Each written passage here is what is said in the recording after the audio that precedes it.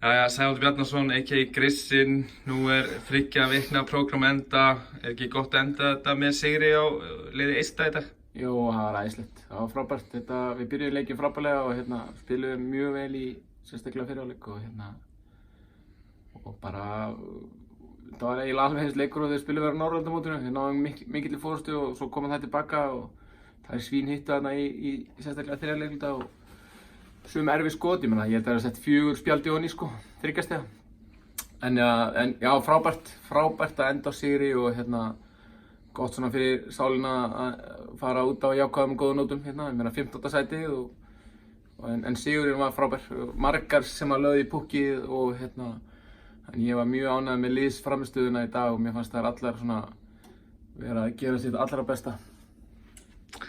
Eins og þú segir, þá byrjaði liðið mjög sterkt í dag og svo koma þær tilbaka í seinni hálfleik alveg eins og í Norðurlandamótinu. Já. Hvernig sérðu svona fyrir fjórða leiklutan? Hvað var það sem svona gerði ekki aðmunin? Já, við fengum nokkar svona auðvelda körfur út úr kerfunum okkar og fengum svona Anna Ingunn fór körfunni og Ásta Júlía, þannig að við vorum svona reyndum að búa okkur til góð færi í lokin upp á leikjunum okkar sem að hjálpa okkur svona létti aðeins á pressinni, þannig að það komast einu sinni yfir í örfá sekúndur en við náðum að koma strax tilbaka, þannig að við náðum svona að ræta þetta út þó að við fengið síðasta skotið og það var svona lítill tími, þannig að það þurfti að gerast margir góðir hluti fyrir til þess að það myndi setja nóni en sem betur fyrir, við náðum að sigla þessu heim.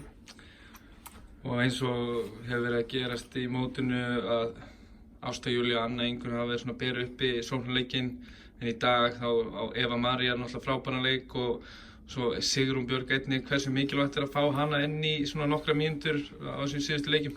Já, ég meina það er náttúrulega bara þannig að Sigrún Björg eini leikmaðurinn okkar sem var í A-landsliðsprogrammi í sumar og á því leveli og það þarf nú engan geimvísindamann til þess að átta sig á því að það er auðvitað erfitt að hún hafi ekki náð að vera með okkur á fullu krafti í mótinu. Ég meina hún byrjaði að setja 15 stig á 7 mínútum í byrjun leiks hún var bara outstanding. Eva var mjög góð, stjórnaði spilinu vel, ég var með 7 stóðsendingar og 5 fráköst og setti mikilvæga körfu í fjóra leikluta sem skipti rosalega miklu máli.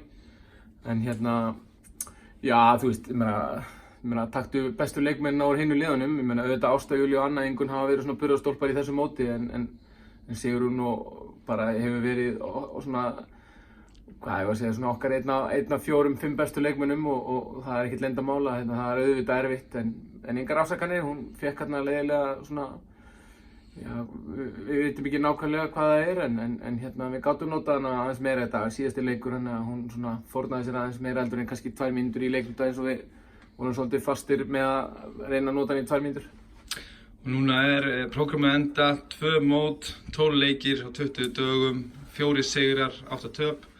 Hvað svona létt mat á sumarið? Mat á sumarið? Já, fyrsta lagi ég rosalega ánægður með hópinn. Mér finnst þjálfaraliðið það var staðið sig frábærlega og